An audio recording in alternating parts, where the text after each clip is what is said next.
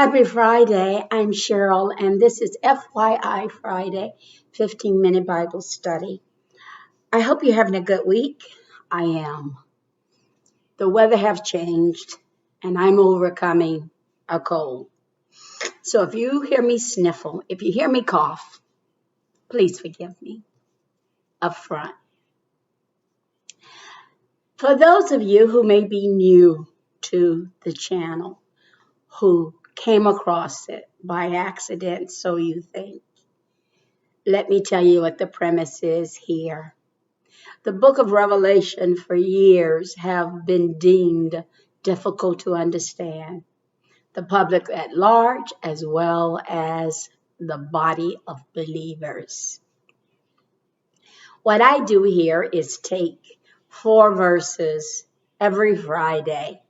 We break them down that you may grow your knowledge. We cross-reference other verses to what we're reading to help you to understand. But once you finish looking at channels such as this, it is up to you to study, to show thyself approved according to the Word of God. No one should be trying to beat you over the head about you need to be saved or not saved, you're a sinner or not a sinner. It is about an understanding. The Bible is filled with principles and concepts. And the book of Revelation speaks about a certain time period where he will return. I don't know if you know the story of my Lord, but he came in the flesh before as a baby. Some receive and believe by faith, and some said it just wasn't possible. But he came before and was killed, died, rose again from the grave. Many say they don't believe that either. But again, for them like me who believe, he now sits and he sees and hears all things. Well, he said he's returning again. Where on the earth, not in spirit, in the earth. And that's what Revelation is about. So the scriptures that I will pull for you is for you to hear what's being said, take it in your own study and prayer and see what understanding you get from it. So when I was last here, we were on chapter 10 of Revelation, verses 1 and 2. And in those verses 1 and 2, it was explaining about a massive angel that came down from heaven. And it was described that one foot landed on land and the other foot on the sea. That's pretty massive. It spoke about his face shining like the sun and his legs like a pillow of fire. So it's debated within religious studies. Was this Jesus himself, even though it says angel? Well, while they debated, I want to give you food for thought that you may take it into your own study. John, the disciple who was given the privilege to have an open vision, meaning he did not see these things when he was asleep. He was awake, open vision.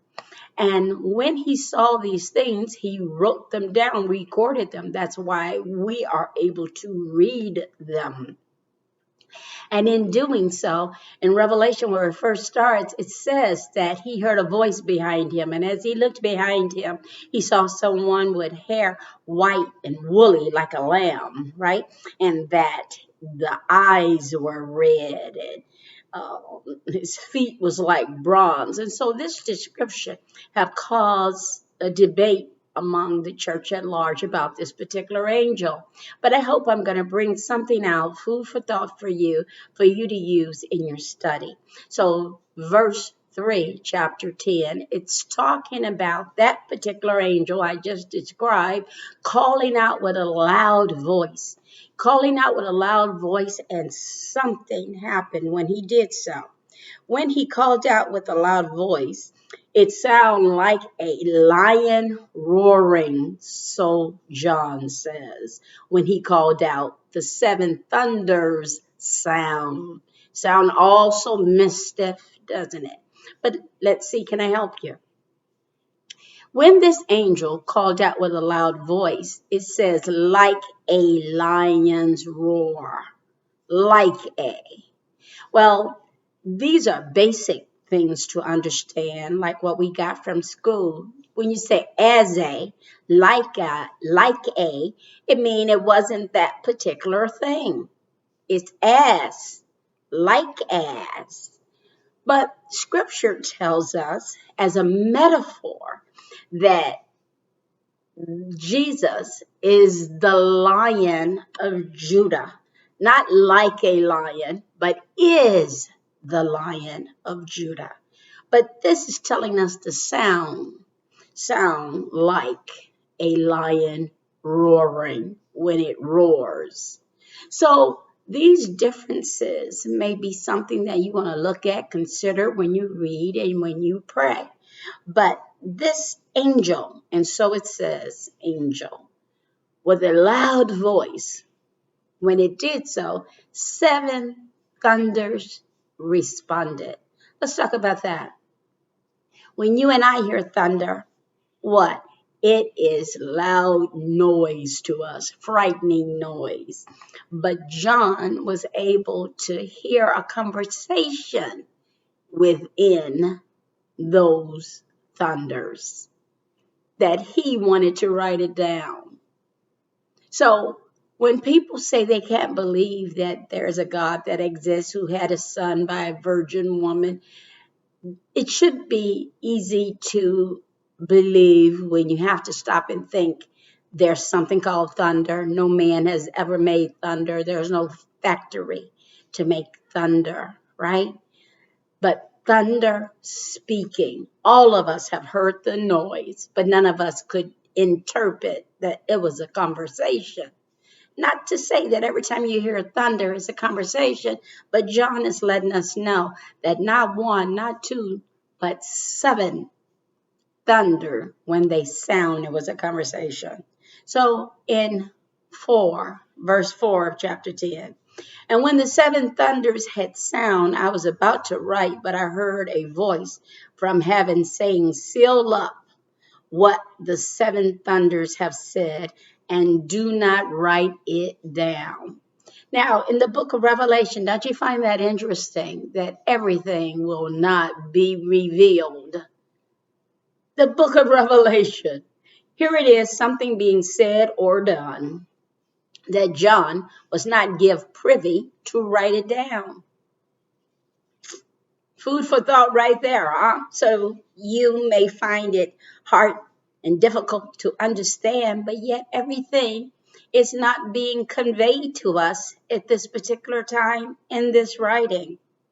This is what it says, cross-reference in Daniel chapter 12, verse 4. But you, Daniel, shut up the words and seal the book until the time of the end. Many shall run to and fro, and knowledge shall increase. Well, knowledge sure have increased. Why?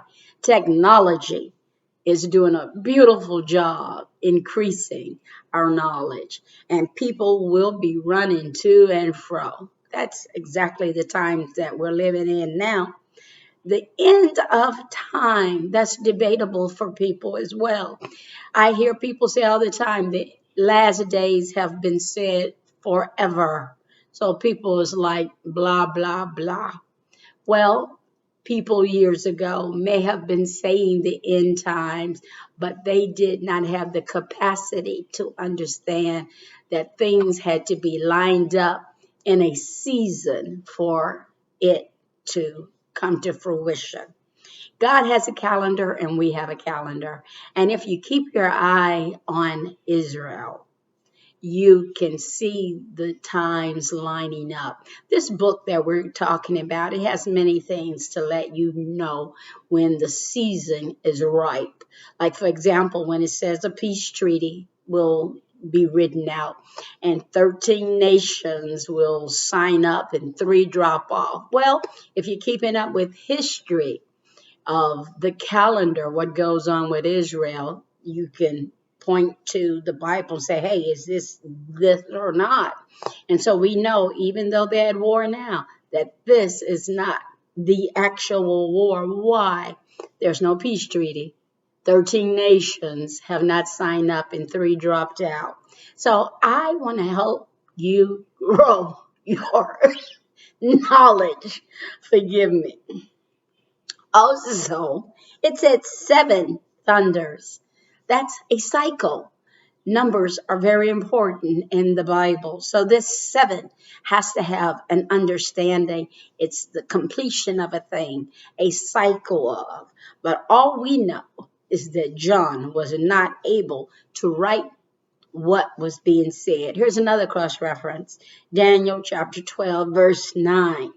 He said, go your way, Daniel, for the words are shut up and sealed until the time of the end. So Daniel, he received understanding and revelation to the last days, but only a portion of it. We come to find out it is the same about John. John gave us way more understanding about the last days, and yet there are some parts of it that he was not able to even write down. 7 thunders, speaking that he could decipher a conversation. Let's go on to verse 5. I'm really trying to finish this without barking on the tape. Revelation, verse 5 of chapter 10. And the angel whom I saw standing on the sea and on the land raised his right hand to heaven. So in your mind's eye, try to picture that. This massive angel I talked to you about. This massive angel being on land and sea with his legs spread out, with a book in his hand, who's speaking loud. Boy, what a beautiful scene, right? And thunders responding back. Then in verse 5, it said he raised his right hand to heaven. Here's a cross reference. Daniel chapter 12 and 7, and I heard the man clothed in linen who was above the waters of the stream. This is in the vision Daniel had. He raised his right hand and his left hand towards heaven and swore by him who lived forever. Now you remember that because in 10 and 6, verse 6, the angel that we've been talking about raised its hand and swore. This is what it says in 10 and 6. And swore by him who lives forever and ever, who created heaven and what is in it, the earth and what is in it, and the sea and what is in it, that there would be no more delay.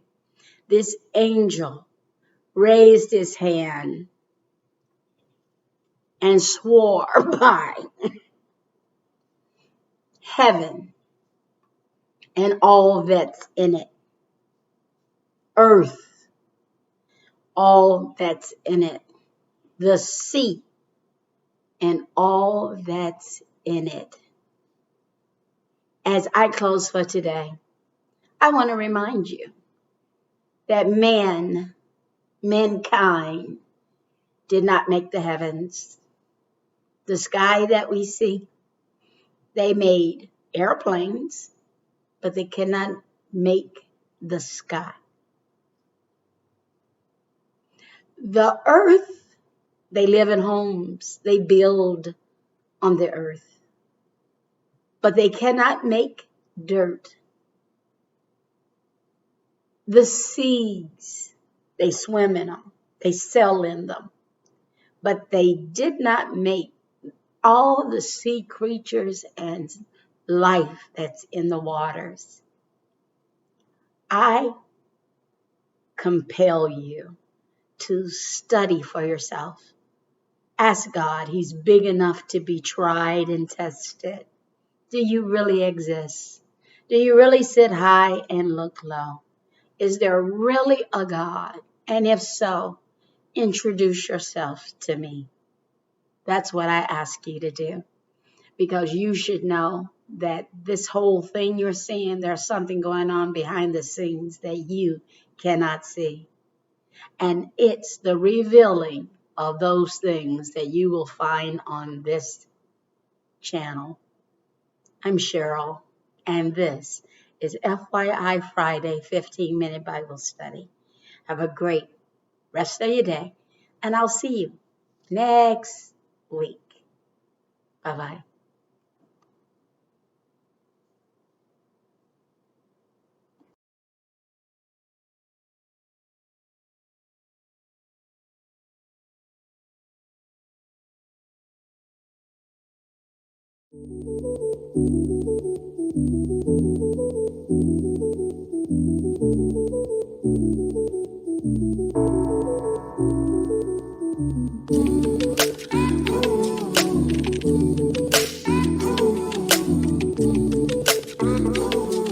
Hey, when I look at everything that God blessed me with, I'm grateful. I'm grateful. I'm grateful. I'm honored, I'm grateful, I'm humbled, I'm thankful, I'm truly grateful. Hey, I went through the storm, I wandered around the wilderness, ran through muddy waters, I got stuck and tore my ligaments. I'm a product of the mountains and valleys, but in a spirit sense, God wrote the story, I came out of it a lyricist. Hey DJ, turn up the volume, I'm kicking knowledge, I ain't got a bachelor or doctorate, but I'm a scholar, alright. Proverbs speaking, psalms singing, I was crucified with Jesus' palms bleeding, all that see I overcame the darkest night. Look to my right, look to my left, see God's hand at every step. Look to my woman, the sweetest gift, then look again, she heaven sent. Look to my brethren, the vigilance, look to my family, significant. Look at my progress, magnificent. Look at my conscience, it's innocent. Look at my hope, it's infinite. Look at my life, the second chance. Look at nature, his fingerprints. Look all around, the evidence, yeah. See, when I look at everything that God blessed me with, I'm grateful.